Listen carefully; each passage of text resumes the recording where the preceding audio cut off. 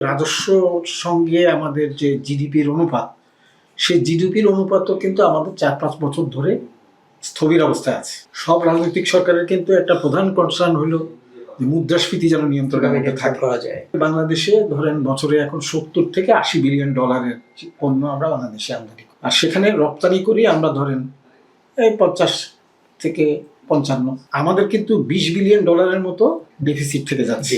সেটার বড় অংশ কিন্তু এই যোগান দিচ্ছেন আমরা আমাদের প্রবাসী ভাইরা। অন্তর্বর্তী সরকার তারা প্রবাসীদের সুযোগ সুবিধা বাড়ানো, বিশেষ করে তারা যখন দেশে ফেরেন, এয়ারপোর্টের পরিবেশ, এক্ষেত্রে কোনো উন্নয়ন পরিবর্তন, ধরেন বিদেশে আছেন বেশ কয়েক বছর ধরে কিন্তু সাবমিট করছেন না, এদের ক্ষেত্রে কোনো সমস্যা?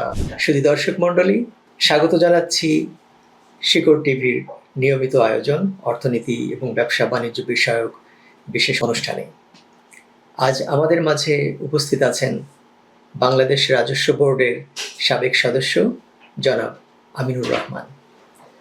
আজ আমরা জনাব আমিনুর রহমানের সঙ্গে আলোচনা করব বাংলাদেশের বর্তমান অর্থনীতি, ব্যবসা বাণিজ্য, ব্যাংকিং, আর্থিক খাতের সার্বিক পরিস্থিতি। একই সাথে তিনি যেহেতু দীর্ঘদিন রাজস্ব বোর্ডের গুরুত্বপূর্ণ দায়িত্ব পালন করেছেন, বিগত অন্তর্বর্তীকালীন সরকারের যে সংস্কার কমিটি ছিল বিশেষ করে অর্থনীতি এবং রাজস্ব বিষয়ে, সেই সংস্কার কমিটিতেও তিনি দায়িত্ব পালন করেছেন। জনাব আমিনুর রহমান, আপনি কেমন আছেন? আছি, ধন্যবাদ। আপনাকে অনেক ধন্যবাদ আমাদের স্টুডিওতে উপস্থিত হওয়ার জন্য। তো প্রথমে আমি যে বিষয়টা নিয়ে কথা বলতে চাই সেটি হচ্ছে যে জানেন যে বর্তমান বাংলাদেশ সরকার 2026-এর বাজেট পেশ করেছেন, এবং এই বাজেটের কোন বিষয়গুলো আপনার কাছে বেশি গুরুত্বপূর্ণ মনে হচ্ছে? এখানে কর্মসংস্থান বা আমাদের প্রবৃদ্ধি সবচেয়ে আমাদের বড় যে গুরুত্বপূর্ণ বিষয়টা, এবং ওভারঅল সার্বিক ব্যবসা বাণিজ্যের যে গতি প্রকৃতি, সে সম্পর্কে কি ধরনের দিক নির্দেশনা আছে বলে মনে করেন? যে সার্বিকভাবে যদি আমরা এবার বাজেটের দিকে দেখি, বাজেটের আগে যেসব তথ্যচিত্র মানে বাংলাদেশের আর্থিক সামগ্রিক যে চরিত্র বা চিত্র এসছে, সেটার দিকে যদি আমরা দেখি, যে তাতে বলা হচ্ছে যে আমাদের এখন যে আমাদের অর্থনীতির সাইজ, যেটাকে আমরা জিডিপি বলি, প্রায় 550 বিলিয়ন ডলার। এবং আমরা গত অর্থ বছরে আমরা আশা করছি যে জিডিপি আমাদের প্রবৃদ্ধি হয়েছে 3.5%, এবং আগামী বছর আমরা যেটা প্রাক্কলন করা হয়েছে বাজেটে, সেটা এটাকে 6.5% বাড়ানোর জন্য প্রাক্কলন করা হয়েছে। আর এইবার যদি বাজেটের দিকে আরও লক্ষ্য করেন, তাহলে দেখবেন যে গত বছর যেখানে আমাদের 7,88,000 কোটি টাকার বাজেট মানে হচ্ছে কিন্তু সরকারের খরচ, যে একটা অর্থ বছরে কত খরচ করবে, তো গত বছরে সেটা 7,88,000 কোটি টাকা। এই বছর সেটা 9,38,000 কোটি টাকায় নিয়ে যাওয়া হয়েছে, মানে প্রায় 2 লক্ষ কোটি টাকা বাড়ানো হয়েছে। তো এইখানে সবচেয়ে বড় চ্যালেঞ্জ হলো এই যে সরকার ব্যয় করবে, এর অর্থায়ন কিভাবে হবে। তো এখান থেকে যা বাজেটে যেটা প্রক্লম করা হয়েছে, সেটা হচ্ছে যে 6,5 লক্ষ কোটি টাকা মতো আসবে রাজস্ব থেকে, আর 2,43,000 কোটি টাকা, যেটাকে আমরা বলি ধার, ডেফিসিট ফিনান্সিং আর কি, সেটা সেখান থেকে আসবে। তো এই দুই জায়গায় কিন্তু চ্যালেঞ্জটা আমি সবচেয়ে বড় দেখছি। তার পাশাপাশি যেটা আছে যে সেটা হলো যে নতুন রাজনৈতিক সরকার, আপনারা জানেন যে ক্ষমতা এসছেন, এবং রাজনৈতিক সরকার কিন্তু তার নিজস্ব কিছু কর্মসূচি আগেই তাদের ইলেকশন ম্যানিফেস্টে বলেছেন। যেমন কৃষক কার্ডের কথা বলেছেন, বেকার ভাতা কথা বলেছেন, এবং গরিব যারা, দরিদ্র যারা ঋণ গ্রহীতা কৃষি, তাদের ঋণ মকুব করার কথা বলেছেন। তো এইসব কর্মসূচি, একই সাথে আগের যে সমস্ত ভাতা বা যে সমস্ত কর্মসূচিগুলো ছিল সেগুলোও তো বাড়ানো হচ্ছে। তো এগুলোর জন্য তো আরো অর্থের প্রয়োজন হয়। তো এখন প্রশ্ন হলো যে অর্থ আসবে কোথা থেকে। তো আমরা কিন্তু দেখছি যে আমাদের রাজস্ব আহরণের মূল জায়গা হলো জাতীয় রাজস্ব বোর্ড। জাতীয় রাজস্ব বোর্ড আমাদের মোট রাজস্বের প্রায় 90% কাছাকাছি আহরণ করে থাকে। এবং যদি আমরা মনে করি যে রাজস্ব সঙ্গে আমাদের যে জিডিপির অনুপাত, সেই জিডিপির অনুপাতও কিন্তু আমাদের 4-5 বছর ধরে স্থবির অবস্থায় আছে। যে সরকার আয়ের সঙ্গে রাজস্বের যে অনুপাত, সেটা বাড়ানোর জন্য আমাদের প্রচেষ্টা এখন পর্যন্ত কিন্তু খুব একটা কাঙ্ক্ষিত ফল আনতে পারি। জি তো সেই অবস্থায় বড় চ্যালেঞ্জ হচ্ছে এই যে আপনি 9,33,000 কোটি টাকার জন্য যে রাজস্ব 6.5 লক্ষ কোটি টাকা বলছেন, সেটা কি আসলে সংগ্রহ করা বাস্তবসম্মতভাবে করা যাবে কিনা, জি সেটা বিশাল একটা চ্যালেঞ্জ। জি আর 2,43,000 কোটি টাকা যে ঋণের কথা বলা হচ্ছে, সেখানে একটা চ্যালেঞ্জ হলো যে সার্বিক যে বিশ্ব রাজনৈতিক পরিস্থিতি, তাতে কিন্তু বিদেশ থেকে সেরকম সাহায্য, যেই জায়গায় আমাদের সাহায্য দরকার, আর্থিক সাহায্য, সেরকম পাওয়া যাবে খুব বেশি বলে মনে হয় না। জি। একটা হলো যে উন্নত বিশ্বের ভিতরেই এখন দেখা যাচ্ছে যে ইউক্রেন যুদ্ধ বা সাম্প্রতিক ইরানের যুদ্ধ, তারপরে ট্যারিফ সংক্রান্ত যেগুলো জটিলতার কারণে কিন্তু তারা নিজেদের মধ্যেই কিছুটা স্থিতিশীল অবস্থার জি মধ্যে জি। আছে। একই সাথে প্রাসঙ্গিক যে বিষয়টা সেটা হচ্ছে যে আমাদের আয়ের একটা বড় খাত হচ্ছে প্রবাসীদের রেমিটেন্স। হ্যাঁ, সেটা আমি একটু পরে আসছি। তো এখন তাহলে আমরা যদি বিদেশিদের এই যে ঋণ, যেটা আমরা 2,43,000 কোটি টাকা বলছি যে ঋণ নেবে সরকার আগামী বছরে, যদি বিদেশি সহায়তা না পান, তাহলে আপনার হাতে আছে দুটো।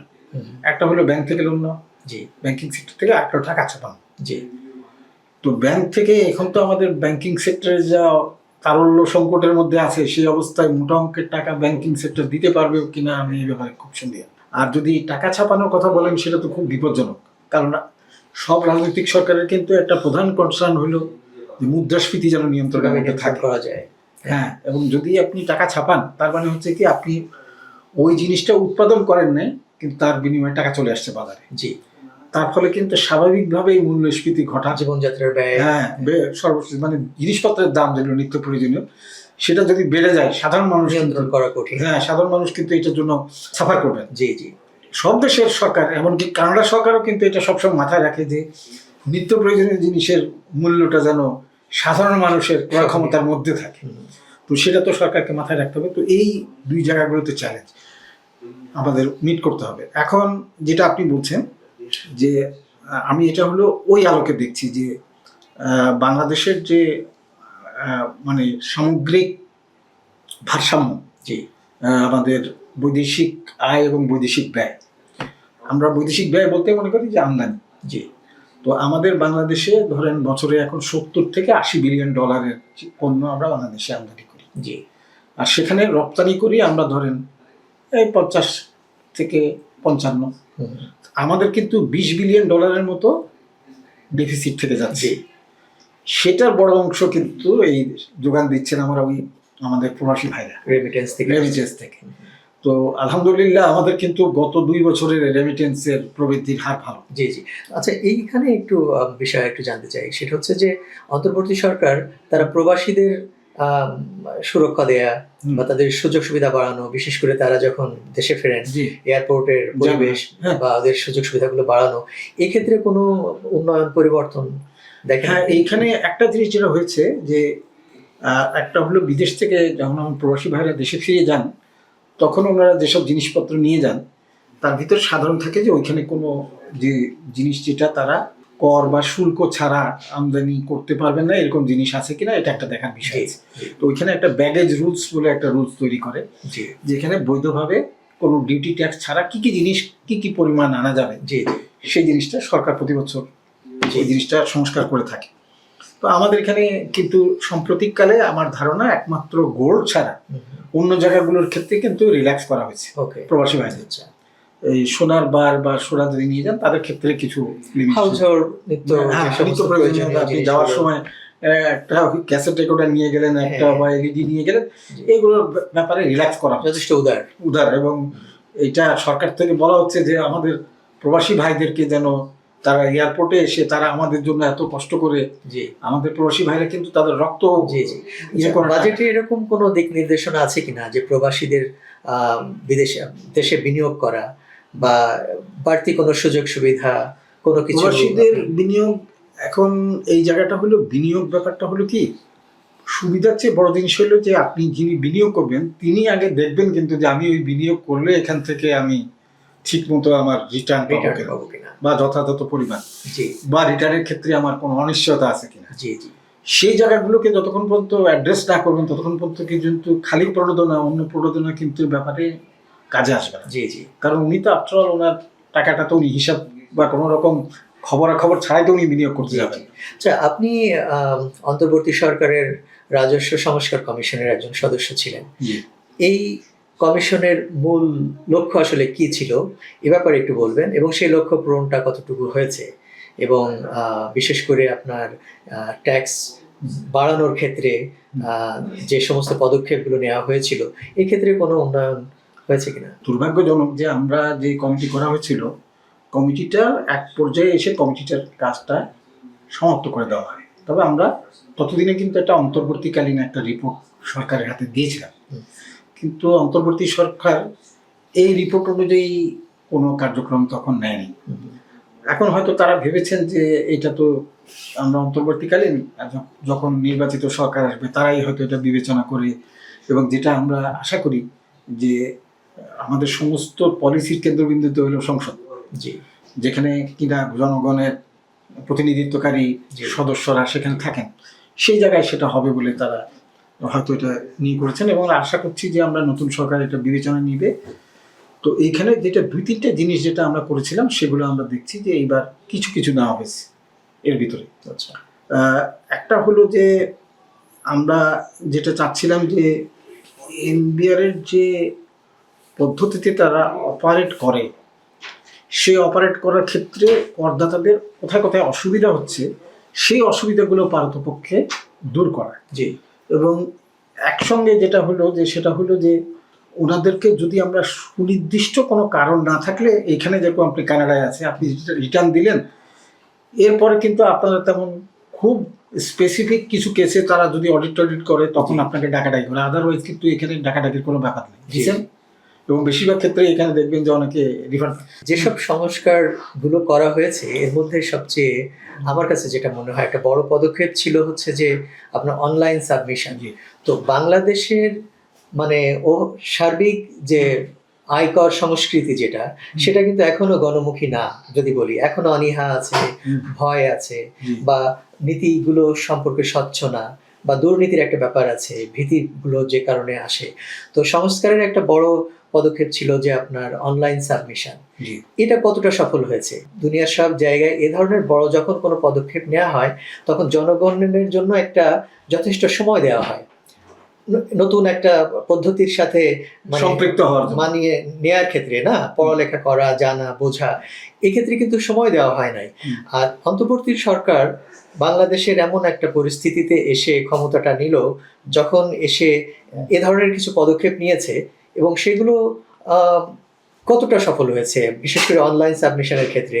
এবং আমি যেটা দেখছি যে সরকার পরিবর্তনের পরে বর্তমান সরকার একটু ইউটার্ন নিয়েছে, যে প্রবাসীরা যারা আছেন তারা অনলাইনের পাশাপাশি তারা পেপার বেসডও জমা দিতে পারবেন। তার মানে হচ্ছে যে ওই সংস্কার বা ওই পদক্ষেপ হয়তো খুব বেশি কার্যকর হয়নি, যে জন্য সরকার এদেরকে একটু শিথিল রাখতে চাচ্ছে ব্যাপারটা। এখন ধরুন আমি প্রাথমিকভাবে যদি দেখি যে আমাদের এখানে দুই ধরনের করদাতা। এক ধরনের করদাতা হলো কর্পোরেট যারা কোম্পানি, আরেক ধরনের হলো ব্যক্তি, আপনি আমার মতো লোকজন যারা নিজস্ব উদ্যোগে ব্যবসা বা পেশায় করেন অথবা চাকরিজীবী।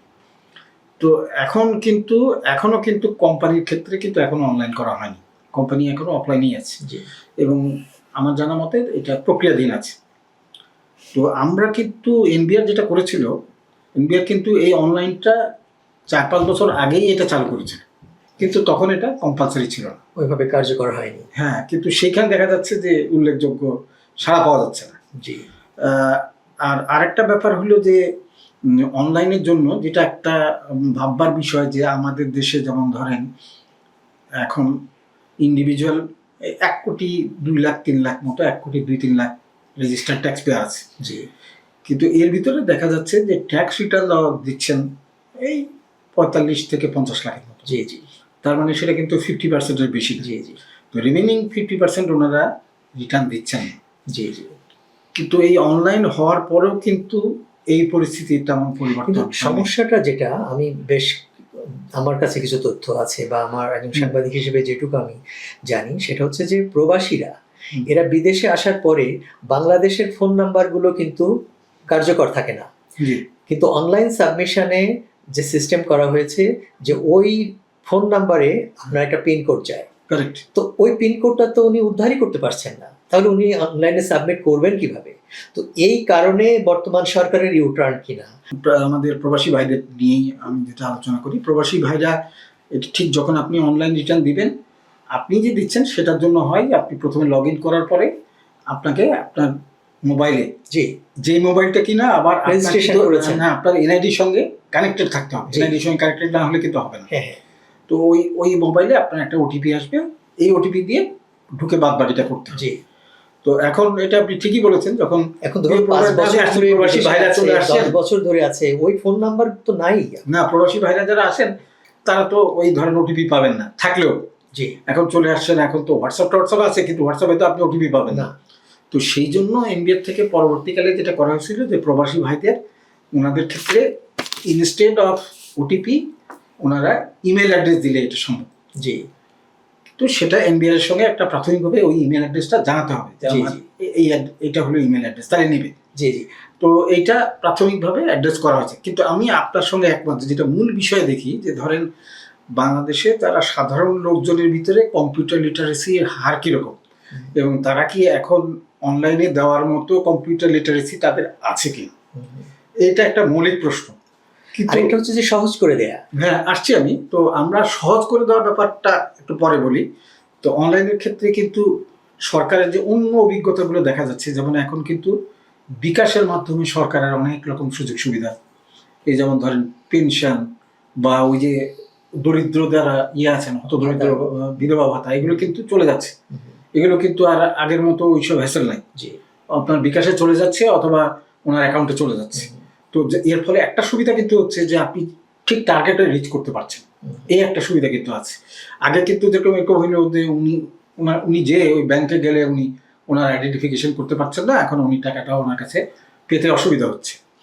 তো এই হলো একটা দিক যেটা আপনার অনলাইনের সুবিধা। এখন আরেকটা যেটা অনলাইনের ক্ষেত্রে যেটা আমি বলবো যে প্রবাসী ভাইরা তারা না হয় এখানে ধরেন অনলাইনে তারা দিতে পারলেন ইমেল ধরে, কিন্তু ওনাদের যদি ট্যাক্স দিতে হয় চালান দিয়ে, সেইটা এখান থেকে কিভাবে সম্ভব সেটা আমার জি, এটা অ্যাড্রেস করা হয়নি। জি, জি। কারণ এইখানে কানাডায় বসে বা বিদেশে বসে তো আপনি বাংলাদেশের ট্রেজারিতে চালা দিতে পারবেন না। এই প্রসঙ্গে আপনি আরেকটা ব্যাপার একটু যোগ করতে পারেন, সেটা হচ্ছে যে বাংলাদেশের সাধারণ মানুষ বা আমাদের মধ্যেও একটা ধারণা হচ্ছে যে আপনার যদি একটা টিন সার্টিফিকেট থাকে তাহলে আয়কর রিটার্ন দাখিল করা আপনার জন্য বাধ্যতামূলক। এটা কি আদৌ সত্য যে আমার যদি আয় না থাকে বা ইনকাম ট্যাক্স সার্টিফিকেট যেটা টিন সার্টিফিকেট থাকলেই আমাকে জমা দিতে হবে কিনা? এটা এখনো আইনে আছে। আচ্ছা, কিন্তু যেটা হয়েছে যে যেটা এখন প্রশ্ন হলো যে তাহলে আমি টিন নিচ্ছি কেন, সেক্ষেত্রে কিন্তু কিছু কিছু জায়গাতে আইন করে দিয়েছে ইনকাম ট্যাক্স আইনে। যেমন ধরেন আপনি ব্যাংকে যদি একটা সেভিংস অ্যাকাউন্ট খুলতে যান তাহলে আপনার টিন সার্টিফিকেট দিতে হবে। জি, বা ধরেন ঢাকা শহরে আপনি যদি কোনো স্থাবর সম্পত্তি কিনতে চান, ঢাকা শহর না যে কোনো জায়গায়, জি, ল্যান্ড অথবা বিল্ডিং, তাহলে আপনার লাগবে। জি, এই জায়গাগুলো যখন ওনারা এটা করতে যান তখনই কিন্তু টিনটা শুরু হয়। ওনারা কিন্তু ধরেন যাদের আগের থেকেই যারা ট্যাক্স পেয়ার ব্যবসা আছে বা চাকরির কারণে তাদের তো আছেই টিন, তাদের তো সমস্যা নেই, তাদের তো এমনিও দিতে হবে। কিন্তু এরকম যারা ওয়ান টাইম একটা টিন নিয়ে নিলেন, নিয়ে নেওয়ার পর দেখা যাচ্ছে ওনার কোনো ইনকাম নেই, জি, তাহলে তার কাছ থেকে আমরা রিটার্ন চাচ্ছি কেন? রিটার্ন যদি আয় না থাকে তাহলে রিটার্ন দেওয়ার যুক্তিটাই বা কোথায়? তো এই ক্ষেত্রে যেটা আমার কাছে মনে হচ্ছে যে এনবিআর এর মেকানিজমে আছে যারা এরকম মানে এক সময় আয় করতেন, যেমন হাইপোথেটিক্যালি যেমন ধরেন আপনি একটা সময় বাংলাদেশে চাকরি করতেন, আপনার একটা টিন ছিল, আপনার ট্যাক্স ফাইল ছিল, আপনি দিতেন, কিন্তু আপনি পরবর্তীকালে প্রবাসে চলে আসছেন, চলে এসে বাংলাদেশে এখন আপনার কোনো ইনকাম নেই, সেক্ষেত্রে কিন্তু ওই আপনার টিআইএনটা ক্যান্সেল করার মেকানিজম আছে। আচ্ছা, সেই মেকানিজমটা এনবিআর খুব একটা প্রচার করে না। আচ্ছা, আইনের মধ্যেই আছে, আপনাকে রেসপেক্টিভ ট্যাক্স ফাইলে ট্যাক্স অফিসে দিয়ে বলতে হবে যে আমি এরকম ছিলাম, আমি এখন স্থায়ীভাবে কানাডায় থাকি, আমার আর বাংলাদেশে কোনো আয় নাই। জি, বাংলাদেশে আয় যদি থাকে তাহলে কিন্তু দিতে হবে। বুঝতে পেরেছি। কিন্তু সার্টিফিকেটটা থাকার পরেও ধরেন বিদেশে আছেন বেশ কয়েক বছর ধরে কিন্তু সাবমিট করছেন না, এদের ক্ষেত্রে কোনো সমস্যা? এদের ক্ষেত্রে আমার পরামর্শ হলো রেসপেক্টিভ ট্যাক্স অফিস জানিয়ে দাও যে আমার এখন আর আয় নাই, আমার টিনটাকে তোমরা বাতিল করে দাও। আচ্ছা, এই পদ্ধতি যতক্ষণ বাতিল না করছেন ততক্ষণ পর্যন্ত আপনার উপর একটা বাধ্যবাধকতা আছে। তো সেটা হচ্ছে অনেকটা, আমরা যদি কানাডা সরকারের রেভিনিউ যে সিস্টেম, সেটার সাথে অনেকটা একই রকম, যেখানে আপনার আয় যদি জিরো থাকে তবু আপনি সাবমিশন করবেন। ব্যাপারটা অনেকটা সেরকম আর কি। বাংলাদেশে আয়কর সংস্কৃতি নিয়ে দীর্ঘদিনের যে অনীহা, ভীতি, এবং সরকারগুলো যখন যে আসছে বা সংস্কার কমিশনগুলো আসছে, তাদের একটা লক্ষ্য ছিল যে কি করে আয়করটাকে গণমানুষের কাছে নিয়ে যাওয়া যায়। এক্ষেত্রে আপনারা কতটা সফল হয়েছে? সফলতা এখানে কিন্তু খুব যে উল্লেখ করার মতো বেশি হয়েছে সেটা আমি বলবো না। আমাদের আয়কর রাজস্ব বেড়েছে, করদাতার সংখ্যা বেড়েছে, কিন্তু ওই যেটা আমি বললাম যে আমাদের জাতীয় আয়ের অনুপাতে সেটা সেই পর্যায়ে হয়। ট্যাক্স জিডিপি রেশিও যেটা। এখন প্রশ্ন হলো কারণটা কি, এটা হলো মৌলিক প্রশ্ন। তো আমাদের এখানে আমরা দেখছি যে কিছু কিছু কারণ আছে, যেমন ধরেন আমরা কিছু সেক্টরকে আমরা ট্যাক্সের বাইরে রেখে দিয়েছি আইন করে। যেমন আমরা কৃষিতে প্রণোদনা দিতে চাই, তো আমরা কৃষক ভাইদের জন্য বলছি যে আমরা কৃষক ভাই যারা আছেন, যাদের কেবলমাত্র আয় হলো চাষাবাদ করা, তাদের ক্ষেত্রে আমরা বলছি যে করমুক্ত সীমাটা যে 4 লাখ টাকার জায়গায় ওনার জন্য হবে 8 লাখ টাকা। তো এটা একটা জায়গা। এবং আমরা যেটা সরকারের থেকে অর্থনৈতিক কর্মসূচির অংশ হিসেবে বলা হচ্ছে যে আমাদের গ্রামীণ অর্থনীতিকে কি বলা যায় আরো গতিশীল করার জন্য আমাদের কৃষক ভাইদেরকে প্রণোদনা দেওয়া দরকার, এবং তারা যাতে ব্যয় করতে পারেন তাদের প্রয়োজনীয় সেই অনুপাতে আয় যাতে তাদের হয়, এবং সেখান থেকে ট্যাক্স নেবে না, এটা একটা দিক। দ্বিতীয় যেটা 2012 সালে অর্থ মন্ত্রণালয়ের অর্থ বিভাগ একটা তারা সার্ভে করেছিল, এটা অফিসিয়াল সার্ভে, এবং অফিসিয়াল সার্ভেতে দেখছে তারা যে বাংলাদেশের মোট জাতীয় আয়ের প্রায় 45% হলো আন্ডারগ্রাউন্ড, কালো টাকা। এটা একটা বিশাল চ্যালেঞ্জ। অনেকে দেখবেন যে ঢাকা শহরে বা অন্যান্য শহরে খুব ভালো স্ট্যান্ডার্ড অফ লিভিং লিড করছেন, কিন্তু ওনার কোনো ভিজিবল ইনকাম নেই। তো কি ইনকাম, চলছেন কি করে? এগুলো হলো এমন সব মানে আয় যেগুলো কিনা কখনো রিপোর্টেড হয় না। হাইপোথেটিক্যালি ধরেন যে একজন জমির দালালি করে, বাংলাদেশে কিন্তু আপনি দালাল ছাড়া জমি কেনা বেচা খুব ডিফিকাল্ট। তো উনি তো একটা কমিশন দেবেন, এই কমিশনটা কিন্তু কোনো জায়গায় রিপোর্টেড হয় না। তো এইটা তো কালোর মধ্যে থেকে যাচ্ছে। তারপরে ধরেন আমাদের দেশে পলিটিক্যাল যেগুলো রিলেটেড, চাঁদাবাজি বলেন বা সন্ত্রাস থেকে বলেন, সেগুলো তো আনরিপোর্টেড থেকে যাচ্ছে। এবং এটার সঙ্গে আবার যুক্ত হয়েছে যে বাংলাদেশে যদি আপনি ট্যাক্স দিয়ে বেশি চাপাচাপি করেন, টাকা পাচার হয়ে চলে যায়। আর এক অ্যালার্মিং বিষয়, টাকা কিন্তু যদি আপনি ধরেন কালো টাকা অর্জন করেছেন কিন্তু দেশের অর্থনীতিতে, দেশের বাইরে মধ্যেই আছে, তাহলে কিন্তু অর্থনীতিতে ওটা কিন্তু চলমান। কিন্তু যখন চলে গেল তখন কিন্তু দুই দিকে লস। একটা হলো তো ওই আপনি কালো টাকাটা ট্যাক্স করতে পারলেন না, একটা এটাই পুরো টাকাটাই অর্থনীতির বাইরে চলে গেল। এবং এই যে দেখা যাচ্ছে যে আমরা আশা করেছিলাম যে নতুন মানে আগের সরকারের পরিবর্তনের পরে অন্তর্বর্তী সরকার এবং এই সরকারের আমলে যে পাচারের পরিমাণটা কমে আসবে, সেটা কিন্তু লক্ষণ দেখা যাচ্ছে না। এবং কার্যকরভাবে সেটাকে নিয়ন্ত্রণ করার কোনো আমি উপায় দেখছি না। বরং এরকমও শোনা যাচ্ছে যে ব্যাংকের টাকায় ওনারা তুলে নিয়ে বিদেশে সেটা হাজার হাজার কোটি টাকা পাচার হয়ে যাচ্ছে। অর্থাৎ কালো টাকা বা দুর্বৃত্তায়নের যে একাল সেকাল, সেগুলো আসলে খুব বেশি পরিবর্তন হয়নি। এবং এইটা হচ্ছে যে যেটা বললাম যে অর্থ বিভাগের রিপোর্ট অনুযায়ী এটা হলো আপনার মোট আয়ের 45%। তাই যদি হয় তাহলে 45% থেকে তো আপনি পাচ্ছেন না কিছু। তো তাহলে উচিত ছিল যে ওই যে কালো যে জায়গাগুলোতে অর্জিত হচ্ছে সেই জায়গাগুলো কেন হচ্ছে ওটা তো বন্ধ করা আগে বন্ধ করা দরকার।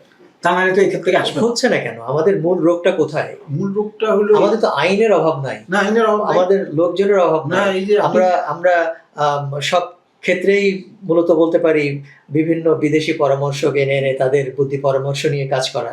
এমনকি বাংলাদেশের একটা সংস্কৃতিই হচ্ছে যে পুকুর কাটতে হলেও এটা শিখতে বিদেশে যেতে হবে, উগান্ডা বা বিভিন্ন জায়গায়। এমনকি আপনার বালিশ, কম্বল, কাঁথা এইগুলো নিয়েও বিদেশের প্রশিক্ষণের কথা চলে আসে। তারপরও বাংলাদেশে কেন পরিবর্তনটা হয়নি? এখন প্রথম কথা হলো আপনাকে কিন্তু এটা আমি ব্যক্তিগতভাবে মনে করি যে আপনার পরিবর্তন কিন্তু আপনাকে আনতে হবে, বাইরের পরামর্শে আপনি বলতে তো আপনি লিডার, লিডারশিপটা কোথায়? লিডারশিপটা। তো এখন প্রশ্ন হলো যে আমাদের এই যে বলছি যে রাজনীতির ভিতরে অর্থনীতির দুর্বৃত্তায়নের সঙ্গে সম্পর্ক যুক্ত হয়ে যাওয়ার ফলে এই জিনিসটা খুব কঠিন হয়ে গেছে। মানে এটা বড় হতে হতে এমন পর্যায়ে চলে গেছে জি, যে ওখান থেকে ফিরিয়ে আনা। আমার তো মনে হয় যে আপনি এরকম হয়েছে যে আপনি জানেন বোধহয় যে জগৎ শেঠের কাছ থেকে সিরাজউদ্দৌলার কিন্তু ওই পলাশির যুদ্ধ করার জন্য টাকা ধার চাইতেছিল। জি, তো এইসব লোকজন ফলে হয়েছিল জগৎ শেঠ কি করছে সেটা তো আমরা দেখছি। জি, জি, তো এইসব লোকজনদের হাতে এই জন্য কিন্তু দুর্বৃত্তদের হাতে টাকা থেকে থাকা খুব রাষ্ট্রের জন্য কিন্তু এটা ভালো লক্ষণ না। জি, এবং এখানে আমরা আর এসালাম যে তৈরি করব না এরকম একটা মেকানিজম আমাদের বের করতে হবে। এবং সেই ক্ষেত্রে কিন্তু আমার কাছে মনে হয় যে দুই কেন হচ্ছে না এটার একটা বড় প্রশ্ন। এক হলো তদন্ত প্রক্রিয়ার ভিতরে আমাদের দক্ষতার কিছুটা অভাব আছে আমি বলবো। কেন অভাব সেটা হলো যে যারা তদন্ত করবেন কোন কোন তথ্যগুলোর ভিত্তিতে ওনাকে আসলে আইনের বা বিচারের আওতায় আনা যায় সেই তথ্যগুলোর ব্যাপারে ওনাদের যথেষ্ট প্রশিক্ষণ বা এক্সপার্টিজ এখনো গড়ে ওঠে। জি, জি। বাংলাদেশে পুঁজিবাজার এবং ব্যাংকিং খাত নিয়ে আপনার মূল্যায়ন কি? ব্যাংকিং খাত নিয়ে তো আমি খুব দুশ্চিন্তাগ্রস্ত। ব্যাংকিং খাতের তারল্য সংকট তো এটা এখন একেবারে এমন একটা পর্যায়ে পড়েছে যে এটা থেকে আমাদের খুব সহসা যে আমরা উঠে দাঁড়াতে পারবো আমার কাছে মনে হচ্ছে না। আমার ধারণা যে 4-5 বছর অন্তত লাগবে এটাকে যদি আমরা ঠিক পথে আনতে চাই। এবং আমার মনে হয় যে আমাদের আগে যিনি গভর্নর ছিলেন মনসুর সাহেব, উনি হি ওয়াজ ডুইং ভেরি গুড। আমি একটু খুশি হতাম ওনাকে যদি মানে ইয়েতে রাখা হতো। এবং দ্বিতীয়ত হলো যে কোনো কোটারি গোষ্ঠীকে কোনো রকম সুবিধা বা ছাড় দেওয়া যাবে না, এই ব্যাপারে একটু মানে দৃঢ় এই ব্যাপারে যদি কারো জন্য ছাড় দেন তাহলে কিন্তু এটা আখেরে ফল ভালো হবে না। জি, তো সেই জায়গাগুলোতে আমাদেরকে আসলে অ্যাড্রেস করতে হবে। নাহলে ব্যাংক সেক্টর কিন্তু এবং ব্যাংকিং সেক্টরটা আপনি জানেন যে এটা ব্যবসা বাণিজ্যের কিন্তু লাইফ লাইন। এবং এই প্রসঙ্গে আমার যেটা মনে হয় যে আমাদের এইবার বাজেটের আপনি প্রথম শুরুতে যেটা বলেছেন এই বেকারত্ব কিন্তু একটা বড় সমস্যা। আমাদের যথেষ্ট পরিমাণ কর্মসংস্থান হওয়া দরকার। বাংলাদেশে ব্যুরো অফ স্ট্যাটিস্টিক্সের হিসাব অনুযায়ী শিক্ষিত বেকারের সংখ্যা অশিক্ষিত বেকারের 3 গুণ। জি, তো এই যে আমরা এদের শিক্ষিত করতে যে টাকাটা রাষ্ট্রীয়ভাবে খরচ করলাম সেটার তো কোনো রিটার্ন তো পাওয়া যাচ্ছে না। সেকেন্ড থিং হলো যে যদি এইসব শিক্ষিত ছেলেরা দীর্ঘদিন ধরে বেকার থাকে এটা তো কোনো কাঙ্ক্ষিত জিনিস হতে পারে না। তাহলে এখন প্রশ্ন হচ্ছে যে তাহলে তাদের জন্য আমাদের যথেষ্ট পরিমাণ কর্মসংস্থানের ব্যবস্থা করতে হবে। জি, এবং কর্মসংস্থানের যদি ব্যবস্থা করতে হয় তাহলে বিনিয়োগ হতে হবে। বাংলাদেশে আপনার বহু বছর ধরে একটা বিষয় আলোচিত, সেটা হচ্ছে যে বাংলাদেশের যে অর্থনীতির যে আকার, সেই আকারের তুলনায় ব্যাংকের সংখ্যা অনেক বেশি এবং যে জন্য দেশের বিদেশের যারা বিশেষজ্ঞ তারা বারবারই বলে আসছেন যে ব্যাংকের সংখ্যা কমিয়ে দেয়া এবং কিছু ব্যাংকে একীভূত বা মার্জ করে দেয়া, কিন্তু এগুলো খুব বেশি সফল হয়নি। তো এগুলো এবং বর্তমানে দেখবেন অনেক ব্যাংক রুগ্ন ব্যাংক এবং এদের তারল্য সংকট এত বেশি যে আদৌ এরা কতদিন টিকে থাকবে সংশয় আছে। তো ওভারঅল সবকিছু মিলে ব্যাংকে এটা আপনার সঙ্গে একমত। যতদিন কিন্তু আমি কাজ করেছি মরহুম সাকুর রহমান সাহেব যখন অর্থমন্ত্রী ছিলেন উনি কিন্তু একটা বাড়তে দেন না। ও প্রথম দিন উনি রাষ্ট্রে ধরে রাখছিলেন। কিন্তু আনফর্চুনেটলি যে আওয়ামী লীগ সরকারের আমলে রাজনৈতিক বিবেচনায় আমাদের দেশের প্রয়োজন নাই, রাজনৈতিক বিবেচনাটাই সব অনেক ব্যাংক গুরুত্ব পেয়েছে। হ্যাঁ, পুঁজিবাজারের কথা আচ্ছা, পুঁজিবাজারের ব্যাপারটা কিন্তু আরো গোলমেলে কিন্তু বিদেশে কিন্তু এই যে পুঁজিবাজার থেকে অর্থ সংগ্রহ করেই লোকজন বিনিয়োগ করেন। ব্যাংক কিন্তু রানিং ক্যাপিটাল ফাইন্যান্স করে, কিন্তু প্রজেক্টটা যে আপনি একটা মিল করবেন ফ্যাক্টরি করবেন এইটার যে মূলধন সেই মূলধনটা কিন্তু পুঁজিবাজার থেকে আর যিনি স্পন্সর তার নিজের টাকা থেকে আসে। তো সেই জায়গাগুলোতে আমাদের পুঁজিবাজার ভালো কাজ করতে পারছে না। কতগুলি কারণ আছে। একটা কারণ হইল যে আমাদের কিন্তু অনেক ভালো ভালো কোম্পানি আছে যারা পুঁজিবাজারে আসছে না। যেমন ধরেন ইউনিলিভারের মতো কোম্পানি তারা আসছে না। আবার দ্বিতীয়ত হলো যে অনেক কোম্পানি যাদেরকে পুঁজিবাজারের টাকা তারা সংগ্রহ করেছেন কিন্তু without by giving a fake financial statements. এবং যে ফলে দেখা গেছে যে অনেকে কোম্পানি যেগুলোর অস্তিত্ব নাই বা কোনো অ্যাক্টিভিটি নাই সেসব জায়গাগুলো পুঁজিবাজারে তারা চলে আসার ফলে পুঁজিবাজারটাই একেবারে মানে লোকজনদের আস্থার সংকটের মধ্যে পড়ে আছে। বিশেষ করে সাধারণ ছোট ব্যবসায়ীরা যারা ছোট ছোট তরুণ বিনিয়োগকারী যারা কিছু করতে চায়, জি এদের মধ্যে উৎসাহ নাই বা আগ্রহ নাই। নাই এবং সেখানে মূলত ওই ভয়। আমার কাছে মনে হচ্ছে যে সার্বিক আর্থিক অবস্থার উন্নতি না হলে এটা উন্নতি হবে না। সার্বিকভাবে আমাদের এখনো তো ব্যবসা বাণিজ্যের যে শোনা যাচ্ছে, বিশেষ করে আমি তো সম্প্রতি বাংলাদেশ থেকে এসেছি, সেখানে ওনারা বলছেন যে ক্রেতার সংখ্যা কমে গেছে।